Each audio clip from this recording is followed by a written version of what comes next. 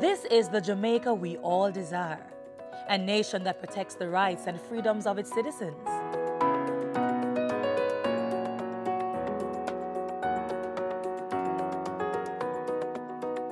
A nation with first-class education, state-of-the-art health services, and room to invest and earn.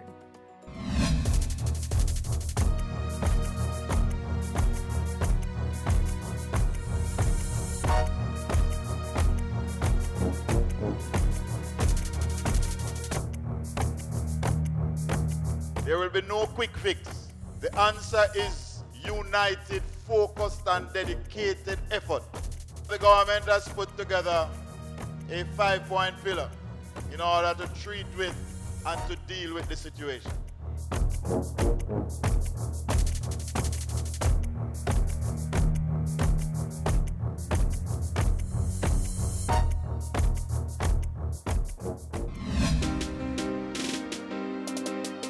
Among the strategies to prevent crime is a government program that uses social engagement to steer youth toward a path of productivity, the Citizen Security and Justice Program.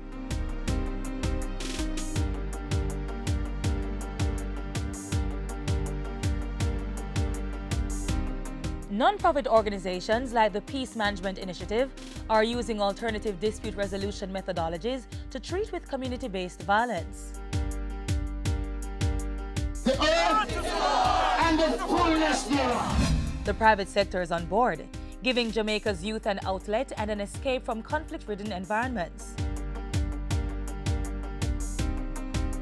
And those who have run afoul of the law are being retrained, rehabilitated, and reintegrated in society.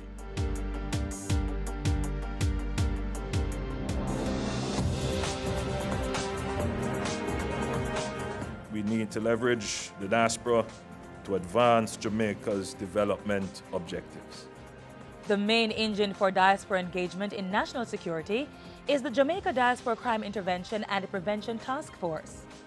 Already, diaspora members in the USA, Canada, and the United Kingdom are lending their expertise in law enforcement, military, law, religion, youth support, social services, and other areas. I firmly believe that with better and more calculated intelligence, the quest for preventing crime will be enriched and will find expression in more coordinated and successful responses. You too must join this fight to keep Jamaica safe.